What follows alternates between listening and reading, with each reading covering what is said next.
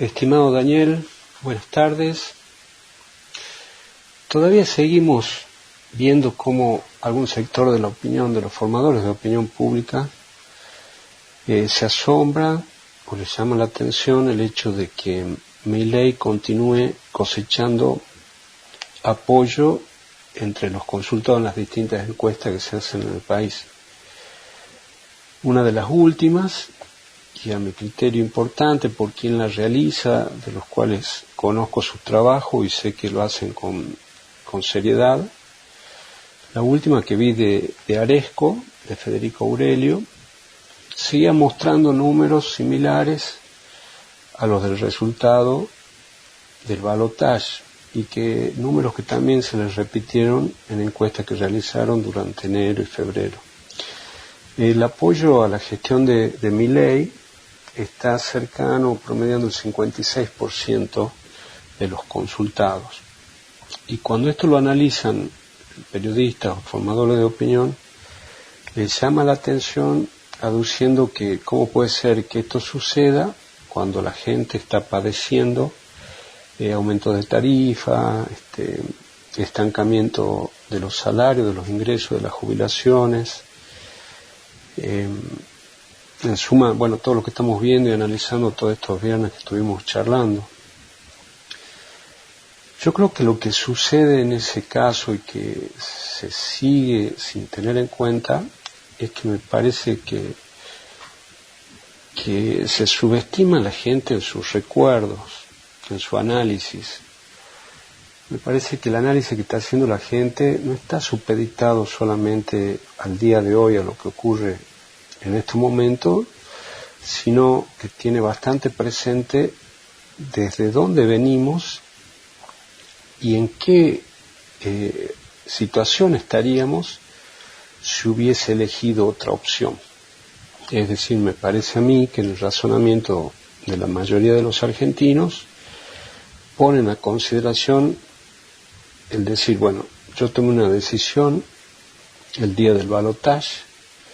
podría haber elegido esta opción y esta otra opción. Si elegía la opción de Massa, ¿qué hubiese ocurrido hoy, 27 de marzo? ¿En qué situación estaríamos? Elegí la elección, opté por Milei y me encuentro en esta situación. Y sigue sin arrepentirse, es decir, el 56%, 55-56% que lo votó a Milei, continúa satisfecho en cuanto a la elección que tomó en ese momento el balotaje. Y no es desacertada ese razonamiento, porque en verdad, si hubiese habido una continuidad del populismo, seguramente la inflación del mes de marzo debería ser del 150%, y no es un número alocado ni tirado así nomás, Daniel, sino que tiene consonancia con lo que ocurrió en otros momentos de alta inflación en el país, en donde no se hicieron las cosas que se debieron hacer y que esta presidencia está haciendo. Por ejemplo, cuando por ahí se hace mucha referencia al Rodrigazo, y se lo asocio no con esta situación, pero si lo repasamos un poquito sin caer en tanto detalle, ocurrió en el año 74, a mediados del 74, luego de la muerte de Perón durante su presidencia, su última presidencia. Él muere el 1 de julio del 74, al poco tiempo después el gobierno entra en crisis. Su esposa María Estela Perón convoca al equipo económico de Rodrigo, y este asume con el convencimiento de que, dando un fuerte golpe de racionalización y sinceramiento de los precios de la economía que estaban atrasados, iba a ser suficiente para lograr un despegue de la situación económica del país. Recordemos que veníamos del Pacto Social, que era el programa económico de Gelbart que se venía desarrollando durante el gobierno peronista, y que pretendió una estabilización en cuanto a a poder programar y estabilizar tanto los precios de las tarifas, el precio de los productos como los salarios. Pretendió estabilizarlos, fijarlos, pero sin cumplir con el principal parámetro que hay que tener, que es cómo se gasta desde el gobierno. Entonces, como se continuó con un déficit fiscal, ya sea tanto por el incremento del gasto público como también por atender deudas que se tomaban que por ahí no eran destinadas al incremento de la producción, sino a subvencionar más gasto público, el hecho de seguir emitiendo hacía que la inflación tenga un crecimiento constante todos los meses. Esa crisis, luego de que ya no estaba el líder Perón, se desató con todo durante el Rodrigazo. El sinceramiento de esos precios llevó de que el dólar tenga una devaluación de 10 pesos que costaba en ese momento a 26, los pesos de esos años, pero el paralelo se cotizaba a 40 pesos, la nafta tuvo un incremento del 185%, la electricidad del 75% y, por ejemplo, en el transporte el boleto del colectivo pasó de 1 peso a 1 peso con 50. Esto se trasladó inmediatamente a precios y obviamente pasó lo que todos conocemos, o sea, la inflación saltó al 365% en poco tiempo. Esto no se pudo resistir porque se pretendió que los sueldos sigan estancados y obviamente hubo un estallido social importante, sindical, y que derivó, bueno, que el plan se vuelva hacia atrás, se cambie todo el ministerio, pero paralelamente había otro problema político que también conocemos, que llevó a que en pocos meses haya un golpe de Estado. Otra situación bastante similar, aunque con sus variantes, fue la de la hiperinflación del 88 y el 89 de la presidencia de Alfonsín, en donde también se intentaron, con el plan Primavera, con el plan Austral, estabilizar la economía, pero sin hacer el trabajo profundo, el de fondo, el responsable, el que tiene que ver con la administración del Estado. Entonces se continuó con una emisión, con un gasto público alto, imposible de subsidiar si no se hacía emisión de dinero, y esto llevó a que obviamente la inflación creciera, habría todos esos desbarajustes que conocemos con respecto a los ingresos que tienen los ciudadanos y los gastos que tienen que afrontar, y también derivó en una crisis importante social que obligó al adelantamiento de la entrega del poder de Alfonsín al presidente Menem. Al presidente Menem también le pasó algo similar, sin caer en una hiperinflación, pero su plan de convertibilidad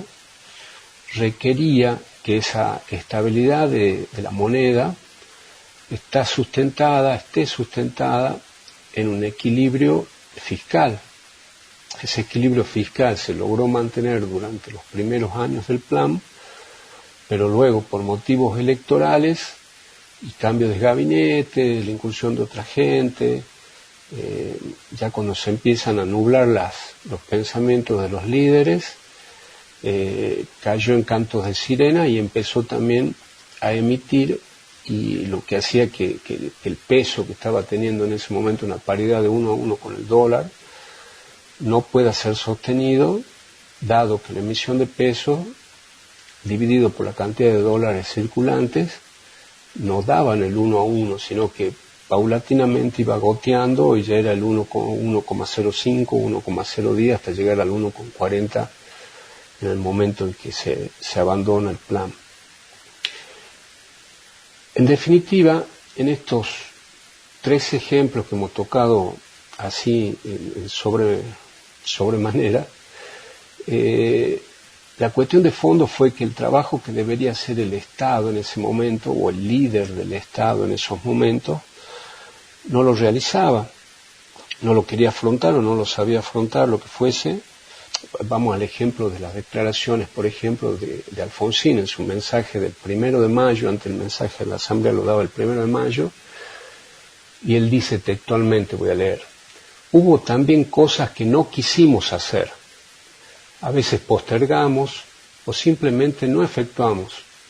ajuste que un cálculo descarnado podría considerar beneficiosos y que seguramente lo eran a largo plazo, pero que en lo inmediato acarreaban costes sociales y sacrificios imposibles de sobrellevar para sectores importantes de la sociedad. Ahí reconoce Alfonsín que parte del fracaso de su gobierno tuvo que ver con cosas que no quiso hacer porque pensó que eran mucho más dañinas hacerlas que el resultado que estaba presenciando en ese mes de mayo del año 89, que era una crisis social mucho más espantosa que la que él quiso evitar supuestamente por no hacer las tareas que le correspondía, que era una administración responsable del Estado. El no hacer las cosas responsables del Estado terminó en una crisis social muy grave en el año 88-89, que se prolongó hasta que lo pudo dominar Menem recién en el 90-91, con inflaciones del 300% mensual. Que la mayoría vivimos y conocimos muy bien. En esta oportunidad me parece que la gente lo que está viendo es el liderazgo de un presidente que pide el sacrificio, que hace una devaluación también enorme como ocurrió en estos otros gobiernos, también hace una actualización tarifaria enorme como ocurrió en otros gobiernos, y varios de estos ajustes que ya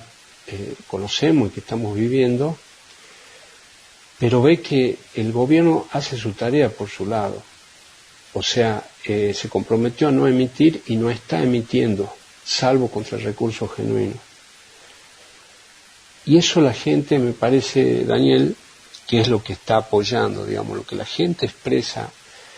en las encuestas se refiere a que está viendo de parte del presidente de la Nación que está realizando su trabajo en lo que a él le compete, en su forma, en su manera, como queramos verlo, pero lo está realizando con la seriedad en la que se comprometió en la campaña electoral y por lo cual la gente lo apoyó y lo sigue apoyando.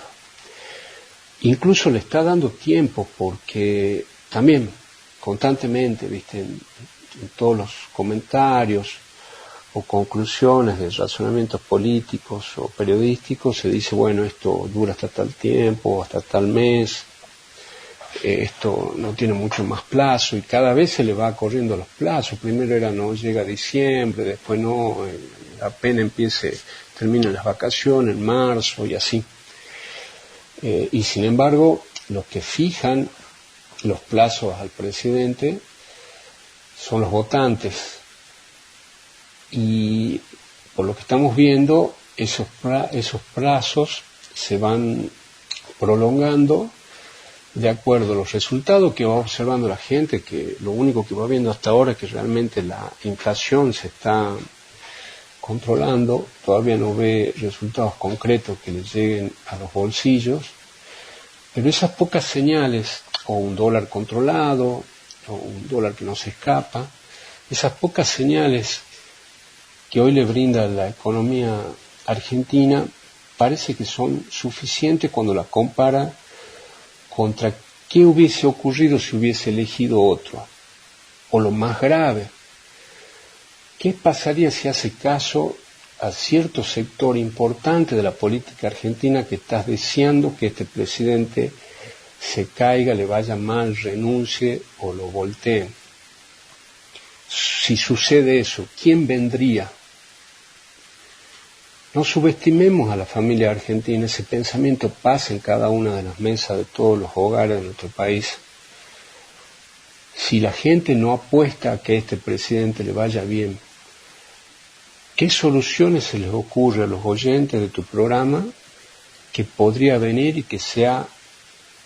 igual o mejor que la que estamos viviendo? Y ante ese panorama, ante esa oferta de posibilidades, yo creo que la mayoría de los argentinos le va a seguir prorrogando el plazo a este presidente porque la principal demora para que los buenos resultados lleguen a las mesas y a los bolsillos de todos nosotros está dado por la falta de apoyo que la política argentina le está brindando al presidente en cuanto a lograr que las inversiones, tanto extranjeras como las inversiones de los propios argentinos, ingresen al mercado nacional por egoísmos políticos, por malas intenciones, por deseos de que al presidente no le vaya bien, teniendo también en claro que si a él no le va bien, los perjudicados somos todos. Hasta la próxima, Daniel.